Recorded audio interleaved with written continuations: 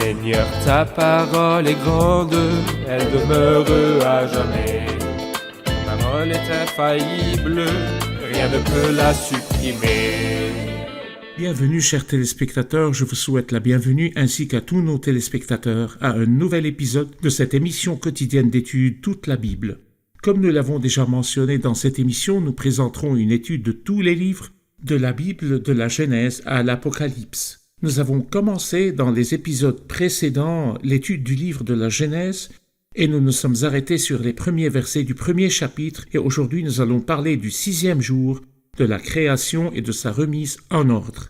Qu'a créé Dieu le 6e jour? C'est le sujet de l'épisode d'aujourd'hui et nous répondrons à la question récurrente: quelle est l'origine de l'homme? Est-il vraiment créé par Dieu ou a-t-il évolué à partir d'autres espèces? Permettez-moi d'abord de souhaiter la bienvenue à notre invité, le serviteur du Seigneur, que nous sommes honorés d'avoir ici, Frère Youssef. Bienvenue, Frère Youssef. Nous souhaitons la bienvenue aussi à nos invités. Frère Youssef, donnez-nous un aperçu des 5 jours que nous avons étudiés dans l'épisode précédent, afin de poursuivre notre étude du 6e jour. Alors, les 5 jours. Nous avons appris que les 6 jours se divisent en 2 parties, qui correspondent l'un à l'autre. Le premier jour correspond au 4e. Le premier jour, Dieu créa la lumière, ou amena la lumière, alors que le 4e jour, il fit les 2 grands luminaires et les étoiles aussi. Le 2e jour, il sépara les eaux d'avec les eaux, tandis que dans le 5e jour, il créa les animaux vivants de la mer. Le 3e jour est divisé en 2 moitiés, et le 6e jour aussi est divisé en 2 moitiés.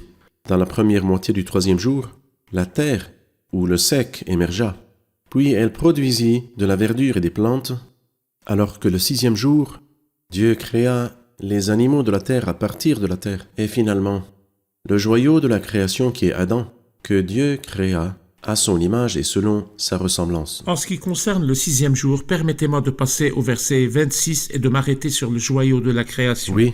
Il dit, puis Dieu dit, « Faisons l'homme à notre image, à notre ressemblance, qu'il domine sur les poissons de la mer, sur les oiseaux du ciel, sur le bétail, sur toute la terre, et sur tous les reptiles qui rampent sur la terre. » Dieu créa l'homme à son image.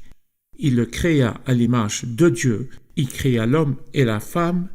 Dieu les bénit et leur dit: « Reproduisez-vous, devenez nombreux, remplissez la terre et soumettez-la, dominez sur les poissons de la mer, sur les oiseaux du ciel et sur tout animal qui se déplace sur la terre. » Au début de cette partie, dans le verset 26, puis Dieu dit, « Faisons », en quoi cela nous rappelle-t-il l'unicité de Dieu et de la Trinité de ses personnes? Puis Dieu dit, « Faisons ». C'est-à-dire la même idée, dit au singulier.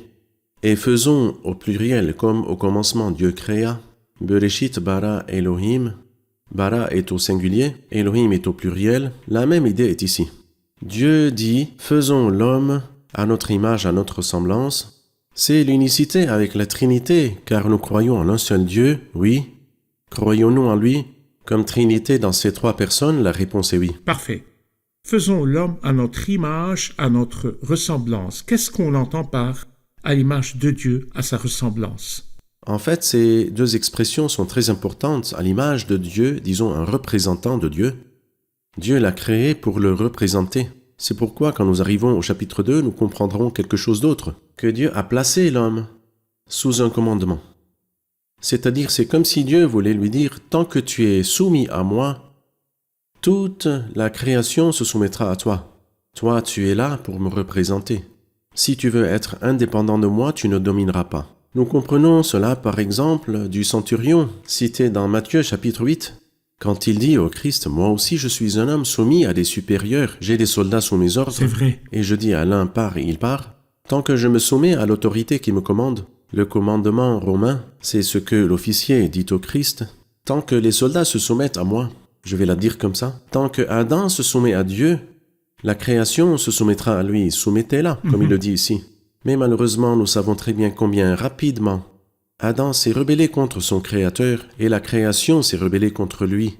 Et l'homme a perdu cette merveilleuse image comme représentant de Dieu. Nous attendons donc le dernier Adam, ce dernier Adam représenté par le Christ quand il régnera par la justice sur cette terre. Parfait. Mais je crois que cette construction linguistique à l'image de Dieu et à sa ressemblance est complètement différente de ce qui a été dit sur le Christ. Oui. Lui qui est la condition divine, Oui, dont la Bible dit dans Colossiens 1, il est l'image du Dieu invisible. c'est vrai. Mais elle porte le sens que le Christ est l'image de Dieu et la personne de La Dieu. personne de Il est Dieu. l'expression C'est de vrai. sa personne, une égalité totale. Et vous remarquez aussi que dans la Bible, il n'est jamais mentionné que le Christ est à la ressemblance de Dieu. Parfait. Pourquoi? Parce qu'il est Dieu. Il est le reflet de la gloire Oui, de il Dieu. est Dieu, pas Il à est la l'expression ressemblance de de sa Dieu. personne. Alors que Adam est à la ressemblance de Dieu. Ça veut dire quoi? Cela ne veut sûrement pas dire qu'il lui ressemble en forme. Dieu n'a pas de forme. Dieu Exactement, est esprit. Dieu est esprit. Mais il y a une harmonie morale avec lui. Et c'est pourquoi, malheureusement, quand la chute a eu lieu, tout a alors changé. Il n'y a plus d'harmonie morale, bien au contraire. Quand il entendit la voix de l'Éternel Dieu dans le jardin, il s'est enfui pour se cacher de lui. Où est l'harmonie? Elle a été perdue à cause du péché et de la chute. Parfait. Frère Youssef, ces paroles directes nous disent comment l'homme a été créé. Oui, Ce sont des paroles acceptées par la foi, quelques paroles qui nous épargnent la peine d'années de C'est recherche et de théorie et d'imagination. Quand il dit « faisons l'homme à notre image, à notre ressemblance », combien de temps nous a-t-il fallu pour comprendre ça par la foi? oui, Mais les théories humaines qui disent que l'homme n'a pas été créé par Dieu, mais qu'il a évolué à partir d'organismes, depuis un organisme unicellulaire jusqu'au chimpanzé, et ensuite qu'il y a un chaînon manquant entre le chimpanzé et l'homme, qu'on le cherche toujours mais qu'on ne le trouve pas. On dit il y a quelque temps que la dernière chose qu'ils ont découverte dans les phases de l'évolution de ces organismes, c'est le squelette qui a été trouvé en Éthiopie de Lucie. Mais entre Lucie et l'homme, ils n'arrivent pas à trouver ce chaînon manquant.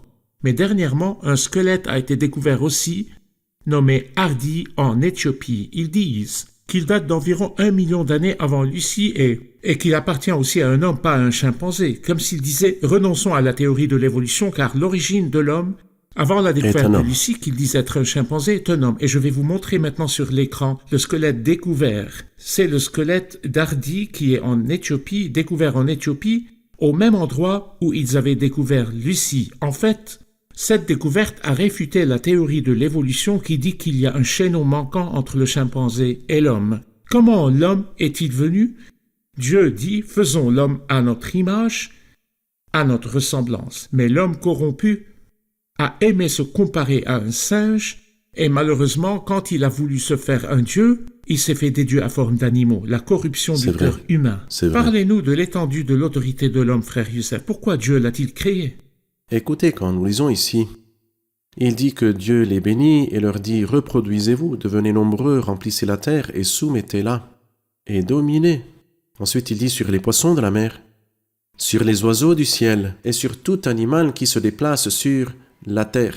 Vous remarquez avec moi que si nous revenons à Daniel chapitre 2, dans le rêve qu'a fait Nebuchadnezzar, que Daniel a interprété, nous pouvons donc lire « Ô roi, tu es le roi des rois, parce que le Dieu du ciel t'a donné la royauté, la puissance, la force, la gloire. Et où qu'ils habitent les hommes, les bêtes sauvages et les oiseaux du ciel, il t'a donné le pouvoir sur eux tous, les hommes et les bêtes et les oiseaux. Où sont les poissons de la mer? Mis à part pour quelqu'un d'autre. Non, personne.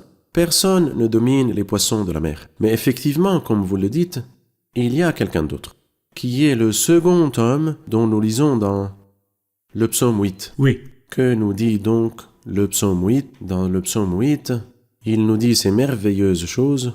Tu lui as donné, à savoir au Oui. Fils de l'homme, tu lui as donné la domination. Domination sur ce que tes mains ont fait, et tu as tout mis sous ses pieds. Ce passage a été cité sur le Christ dans Hébreux chapitre Hébreux 2. 2. Les brebis, comme les bœufs, tous, et même les animaux sauvages, aussi, les oiseaux du ciel, et les poissons de la mer, Oui, tout ce qui parcourt les sentiers des mers. Il y a donc un homme à qui se soumettront les poissons de la mer, mais je dis qu'ils se sont déjà soumis. Quand le Christ était ici sur terre, les poissons des mers qui parcourent les sentiers des mers se sont soumis à lui. Et quand il dit à Simon, quand ils ont demandé à Simon, « Votre maître ne paie-t-il pas l'impôt annuel ?» Si, dit-il, il paye bien sûr, c'est un homme honnête, un juif très respectable. Bien sûr, le Christ n'a pas autorisé Simon de parler à sa place ou en son nom. Alors, quand il fut entré dans la maison, il lui dit, « Simon, les rois de la terre, de qui perçoivent-ils des taxes ou des impôts? De leurs fils ou des étrangers? Il lui dit des étrangers. Il lui dit, les fils sont donc exemptés. Mais pour ne pas t'embarrasser, et pour ne pas les choquer non plus, toi, va au lac, et jette l'hameçon. Et où que tu le jettes, le premier poisson qui viendra, tu trouveras dans sa bouche de l'argent. Il domine donc les poissons de la mer qui parcourent les sentiers des mers.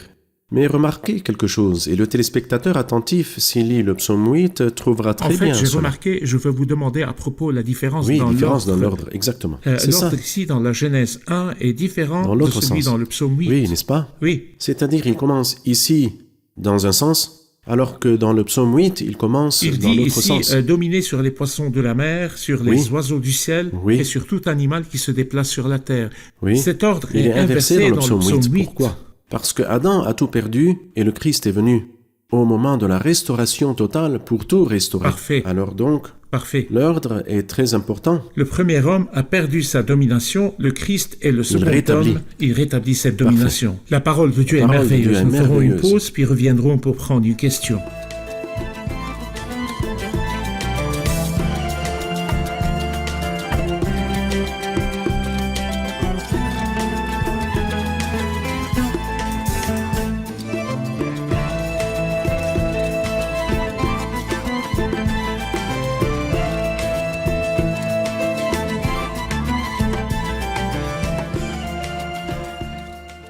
Nous avons appris que Dieu a fait l'homme à son image pour le représenter. Y aura-t-il un autre enseignement concernant la création de l'homme à l'image de Dieu? Y aurait-il un autre enseignement que nous pourrions tirer concernant à l'image de Dieu? En fait, je me souviens là d'un incident qui s'est produit du temps du Christ, quand les pharisiens et les hérodiens lui posèrent cette question. Est-il permis ou non de payer l'impôt à l'empereur pour le mettre à l'épreuve? Il leur dit « Montrez-moi la monnaie pour l'impôt ». Ils lui présentèrent une pièce d'argent. Alors il leur dit cette expression « De qui porte-t-elle l'effigie et l'inscription ?» Ils leur dirent « L'empereur ». Il leur dit « Rendez donc à l'empereur ce qui est à l'empereur, et ce qui est à Dieu, à Dieu. » Alors si l'homme porte l'image de Dieu, Il appartient à Dieu. il appartient à Dieu, et l'homme doit respecter cela. Votre corps qui est le vôtre ne vous appartient pas, vous en êtes responsable. Et vous êtes censé. Rendez donc gloire à Dieu dans votre corps qui appartient à Dieu. Donc Dieu m'a créé à son image, non pas pour abîmer cette image, ou la perdre en quoi que ce soit, mais pour qu'elle soit la propriété de son propriétaire. Qui est-il? C'est Dieu qui m'a créé à son image, comme nous dit le Christ dans Matthieu chapitre 22. Enseignement excellent, que Dieu vous C'est vrai. bénisse. Il leur donna de la nourriture pour manger, mais avant la nourriture, je veux revenir 2 versets en arrière, dans le verset 28. Dieu les bénit et leur dit, reproduisez-vous, devenez nombreux, remplissez la terre, et soumettez-la, et dominez. Devenez nombreux, remplissez la terre avant l'entrée du péché. Oui. Beaucoup de lecteurs et de téléspectateurs font le lien entre la reproduction et la multiplication et l'entrée du péché. Ils pensent que si le péché n'était pas entré dans le monde, il n'y aurait jamais eu de reproduction. Je voudrais que vous commentiez la confusion entre ces pensées. Frère Ayad, il ne s'agit pas seulement de reproduction ou de multiplication, mais aussi du mariage. On le considérait comme lié au péché. Et c'est pourquoi Paul a dû dire que le mariage soit honoré de tout le monde, et le lit conjugal sans souillure. Ceux qui se livrent à l'immoralité sexuelle, l'adultère, Dieu les jugera. Et quand nous avons lu dans 1 Timothée chapitre 4, Paul dit qu'il y a des doctrines de démons qui se sont glissées dans le christianisme. Et parmi ces doctrines de démons, c'est l'interdiction du mariage. Est-ce qu'à ce point-là, le mariage était vu d'un regard de mépris, d'un point de vue animal? Qui a fait le mariage? Qui a créé le mariage? Qui est cet engagement? Que le mariage soit honoré de tous et le lit conjugal sans souillure. Et bien sûr, la relation qui existe entre les deux époux, tant qu'elle fait partie du plan de Dieu, elle fait partie de la création. Certains considèrent que le mariage fait partie de la création de Dieu. Cette création dont il a dit dans Genèse 1, Dieu regarda tout ce qu'il avait fait et il constata que c'était Bon. très bon. Très bon après le 6e jour. Et parmi ce très bon était le mariage. Parfait. Donc Dieu a créé l'homme avec cette capacité, mais les 2e et 3e chapitres, ou plutôt le 3e nous explique ce qui s'est passé après la chute. Quand l'homme est sorti dans son impureté, il a engendré une descendance qui a hérité le péché. C'est vrai. Nous en parlerons plus tard en plus de détails.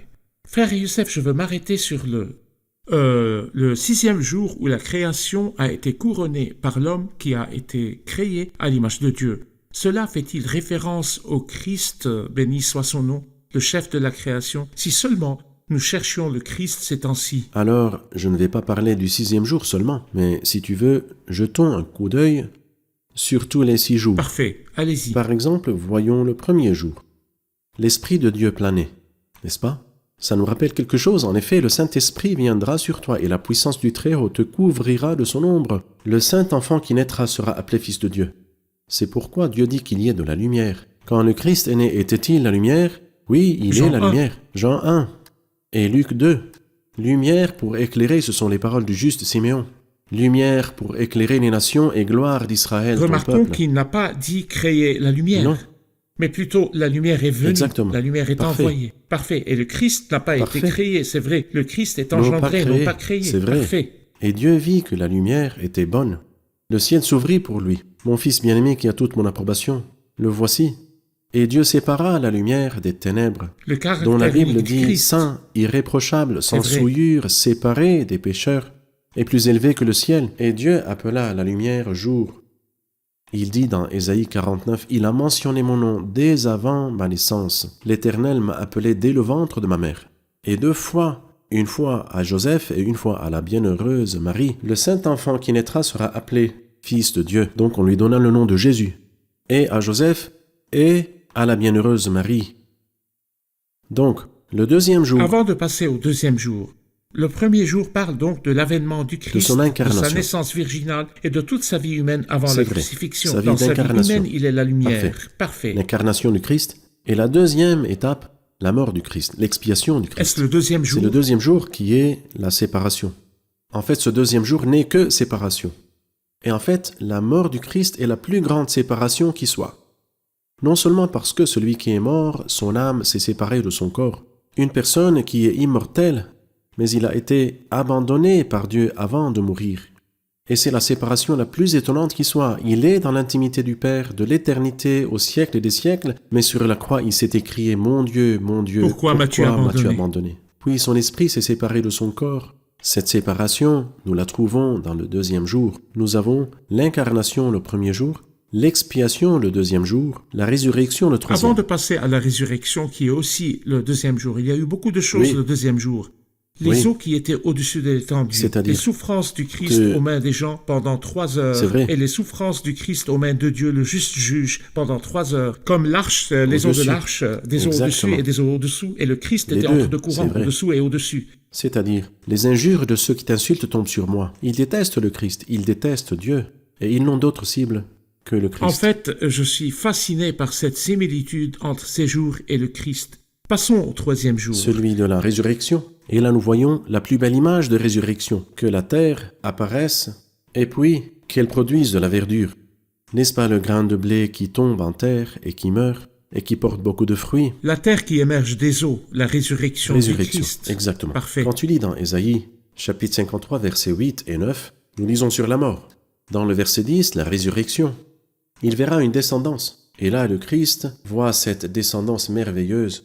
Le Christ qui représente le grain de blé qui tombe en terre et qui meurt et porte beaucoup de fruits. Mais il y a quelque chose de très Dites-nous. étrange dans la descendance. Oui, selon son Sa espèce. semence étonnelle, selon son espèce, veut dire la similitude Parfait. entre le fruit et le grain d'origine. Et ça C'est vrai, représente exactement. la résurrection. Alors Parfait, donc, nous avons parfait. l'incarnation, l'expiation, la résurrection et Le l'ascension, 4e. Oui, n'est-ce pas? D'accord. L'ascension. Le Christ n'a pas été ressuscité pour vivre sur la terre. C'est pour cela, il nous transporte de la terre au ciel. Ensuite, la Genèse nous parle des grandes lumières.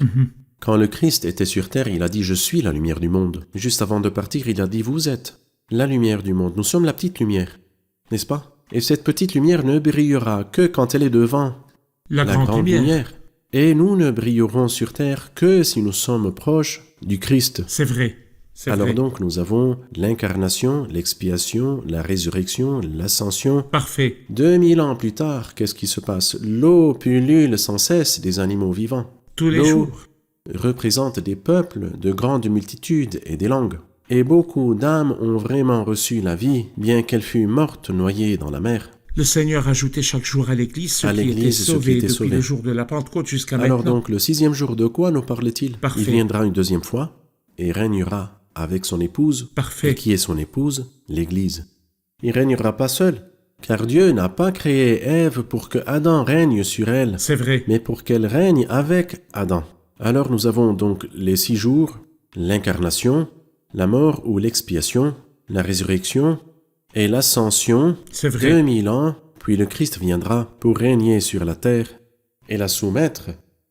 Adam a échoué dans cela, mais le Christ, par son intermédiaire, la volonté de l'Éternel sera accomplie. C'est pourquoi dans cette partie relative à la création de l'homme, il n'a pas parlé du commandement et du test. Oui, Mais il a parlé exactement. de la bénédiction, parce qu'il parle du Christ et non pas de Exactement, l'homme, parfait. comme symbole du Christ. Parfait. En fait, il y a des merveilles Des dans merveilles. la parole de Dieu. Nous ferons une pause puis reviendrons pour prendre une question.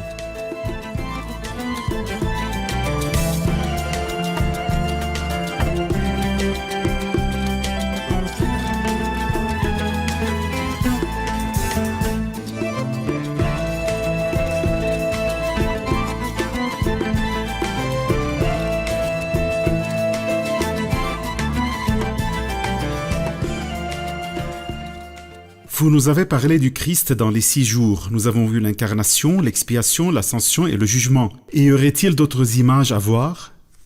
Parfait. Donc, vous avez révélé aujourd'hui la richesse de cette parole. Y aurait-il d'autres images dans les 6 jours dont vous pourriez nous parler dans la parole de Dieu? La grandeur de la Bible est qu'elle ne nous donne pas juste une seule image. Elle nous donne des dizaines et des centaines et des milliers. Je vois un terme à tout ce qui est parfait. Mais tes commandements sont sans limite. Le premier jour, c'est la lumière, n'est-ce pas? Il nous parle de la lumière de la promesse dans le jardin après la chute. Parfait. En fait, il faisait trop sombre. Il y avait des ténèbres à la surface de l'abîme, mais pas le moindre espoir.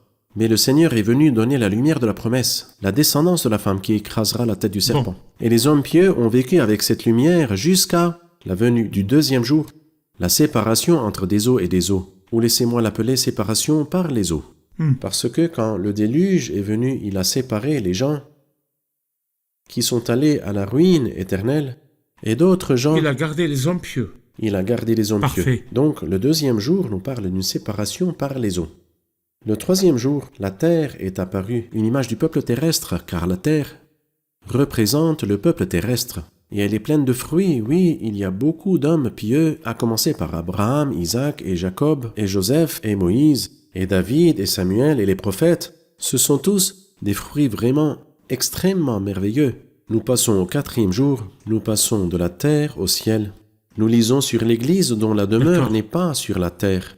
Mais il nous dit ici donc vous êtes ressuscités avec Christ, recherchez les choses d'en haut, où le Christ est assis. Le Christ dit ils ne sont pas du monde tout comme moi, je ne suis pas du monde. Quant à nous, notre droit de cité est dans le ciel. Et qu'est-ce qui vient après l'enlèvement de l'Église? Viennent les animaux vivants des eaux. Les eaux qui sont les peuples et les nations et les langues. Ceux-là, qui sont ceux qui viennent habillés d'une robe blanche? Ce sont ceux qui viennent de la grande tribulation. Et ils ont lavé leur robe et ils l'ont blanchie dans le sang de l'agneau. Après l'enlèvement de l'Église, un nombre de gens viendra, qui sont appelés par la Bible sainte dans Apocalypse chapitre 7, une foule immense que personne ne pouvait compter, de C'est toute vrai. nation, tribu, peuple et langue. Quand nous arrivons au 6e jour, l'heureux royaume millénaire, le Christ règne, et toute la terre est dans un parfait bonheur. C'est le moment de la restauration totale. C'est la restauration. Il y a des merveilles dans la parole de Dieu. Des merveilles, Que Dieu en vous fait. bénisse, frère Youssef. Que Dieu vous Nous bénisse. avons atteint la fin de l'épisode, nous allons la réviser avec les invités. L'épisode d'aujourd'hui est très riche. Qu'en avez-vous appris? Nous avons appris que l'homme est créé à l'image de Dieu et qu'il est sur terre pour le représenter et être son ambassadeur. Ce n'est pas seulement cela, mais encore il appartient à Dieu, comme la question que le Christ a autrefois posée de qui portait l'effigie et l'inscription. Et il en va de même pour l'homme, car il ne s'appartient pas à lui-même et il est censé glorifier Dieu en parole Parfait. et en acte. Nous avons vu au début du livre de la Genèse que Dieu est unique mais en 3 personnes. Son unicité est dans sa Trinité. Il dit faisons l'homme. Parfait. Au cours des 6 jours, nous rencontrons la personne du Christ. Le premier jour, nous voyons la naissance virginale. Le deuxième jour, nous voyons la mort du Christ. Le troisième jour, nous voyons la résurrection du Christ. Le 4e jour, nous voyons l'ascension du Christ. Le 5e jour, nous voyons le Seigneur qui ajoutait chaque jour à l'Église ceux qui étaient sauvés. Et le 6e jour, nous voyons le règne du Christ sur terre. Merci, que Dieu vous bénisse, que Dieu, Que vous, Dieu bénisse. vous bénisse. Chers téléspectateurs, je vous laisse ce que le livre de Dieu dit, la révélation divine sur l'origine de l'homme, et nous vous prions de garder ces paroles car elles sont une lumière sur notre sentier. Puis Dieu dit, faisons l'homme à notre image, à notre ressemblance, qu'il domine sur les poissons de la mer, sur les oiseaux du ciel, sur le bétail, sur toute la terre, sur tous les reptiles qui rampent sur la terre. Dieu créa l'homme à son image, il le créa à l'image de Dieu, il créa l'homme et la femme. C'est la bonne révélation, la révélation divine sur l'origine de l'homme. Tout le reste est des théories sujettes à changement d'une année à l'autre. La Bible est le livre de Dieu et la connaissance vient de Dieu.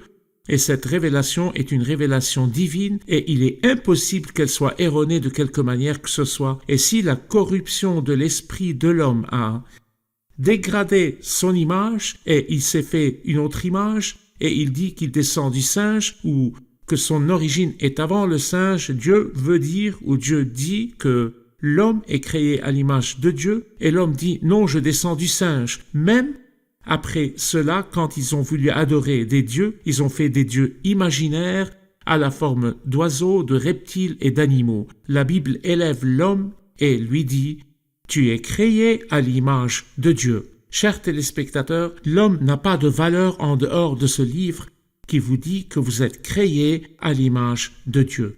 Revenons à la Bible afin de connaître notre valeur aux yeux de Dieu, et nous découvrirons une valeur plus grande et plus élevée quand nous réaliserons que Dieu a également préparé une nouvelle création pour que nous soyons conformes à l'image de son Fils, jusqu'à ce que nous nous retrouvions dans un nouvel épisode. Que le Seigneur soit avec vous.